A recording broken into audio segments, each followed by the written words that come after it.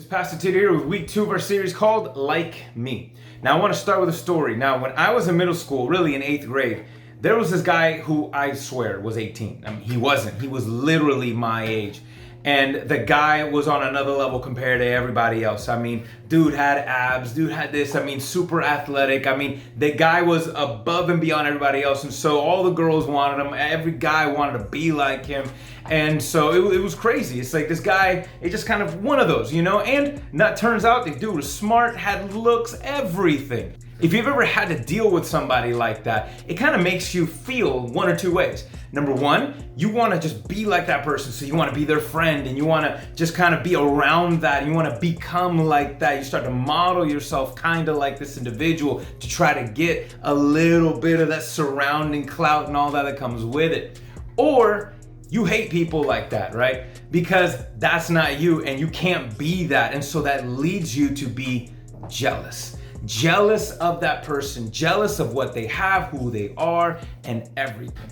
Here's the dangerous part about jealousy, is that jealousy changes the way you view yourself and it changes the way you view others. And when you let that in your heart, all of a sudden, you are no longer good with that person. You can't be good with that person because of how you feel. You are no longer good with that person, and if you think about it, you're no longer good with yourself because you feel you don't even like yourself.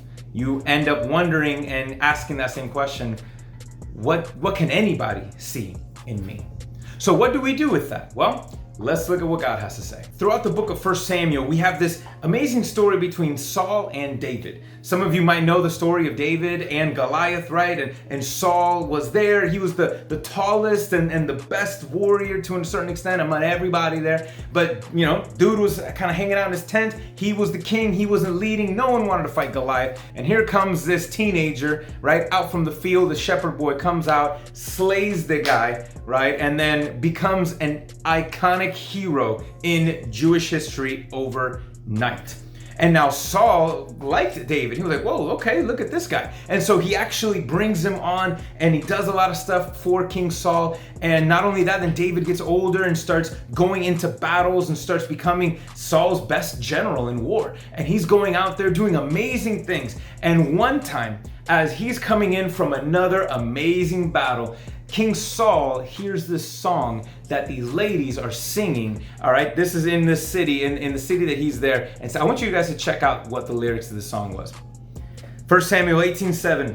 The ladies start dancing and they sing, Saul has slain his thousands and David his tens of thousands. And verse 18, when Saul saw how successful he was, David, he became afraid of him.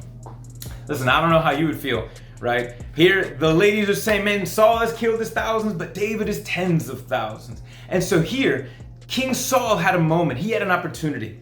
He could have been proud for his protege, right? He could have seen David as the next up-and-coming person, and Saul's legacy could have been lived out in David.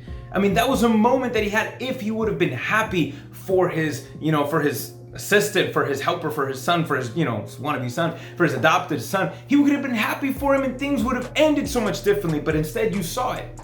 He got jealous. He got jealous for the fact that people loved him more, loved David more than they loved him. And here's what happened to King Saul. He said there, he was afraid of David. He was jealous of him and he became bitter. Listen, one of the things that the enemy, right, that the demons love to do is plant a small seed of bitterness in your heart. Because bitterness is something that digs its roots super deep. And bitterness can literally impact and alter so much. The root of bitterness is a big deal. And in fact, you see that throughout the Gospels in so many places that it talks about that and how bitterness just leads and steamrolls into so many other things. In fact, let me read you a proverb from King Solomon when he talks about this. Proverbs 14:30. A heart at peace gives life to the body, but envy or jealousy rots the bones. You know that? Jealousy. See, here's where the spiritual can actually manifest into the natural. All right? These feelings of bitterness can actually alter how you feel. Bitterness can actually alter your body. Unforgiveness and jealousy and envy can impact your body. That's how powerful this is. See, jealousy can destroy. It destroys not only physically, spiritually, emotionally, it can destroy so much, but then it also puts doubt in your heart. All right, because you begin to wonder and think, well, can I ever be? Why am I not? And it puts so many things in there. I mean, it is a dangerous thing that we need to guard our hearts from. So the next time you see and encounter somebody who makes you feel a kind of way, all right, I want you to say this and remind yourself this thing. Ready? Here it is. The more I celebrate others, the more I like myself. The more I celebrate others, the more I like myself. What do I mean by that? Well, here's where I want you to start. Ready? Start with God. Understand that that person that is kind of making you feel a kind of way, that you're jealous of them or bitter or whatever, understand that that person is loved by God. And probably, depending on the circumstances, their abilities and their good looks or whatever, that was something God gave them. God made them that way. So to be upset with them or to be upset with yourself that you are not a kind of way, that means that you're kind of upset with that guy. Start with God. Thank God for that person's life. Celebrate what God is doing or is going to do, hopefully, in that person's life. Celebrate that person by celebrating God. And then celebrate that person. Don't be jealous. Don't be bitter. Find something that you can celebrate about that person. Like, yeah, he is pretty good at, she is pretty smart. She is, and he is, whatever, fill in the blank. Celebrate something about that person. Why do I say that? Because that is the opposite of being bitter. And when you combat that, don't fight fire with fire in this case. No, you put out that fire of bitterness with the water of love.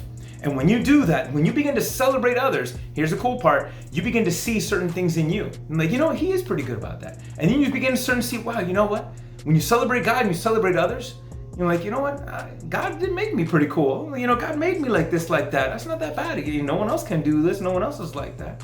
See, that's what's so cool about that progression when we start with God, others, then you. Same thing when it comes to love. When you understand God loves you, it is so much easier to love others. And that is when you receive that love. See, it's kind of weird when we say this thing. I know the whole series is called Like Me. Like, we want everybody to like us. And sometimes we struggle because we don't even like ourselves or love ourselves. And there's this whole thing of, hey, just love yourself. Listen, the whole point, you can't love yourself. That's just weird. Let's just be honest. Listen, you need to feel and be loved and know that God loves you. That's how you love yourself, is knowing how loved you are by God. And that love, when you celebrate God and you celebrate others, and then you can celebrate the things that God is even doing in your life, you're able to combat bitterness and envy in an amazing way.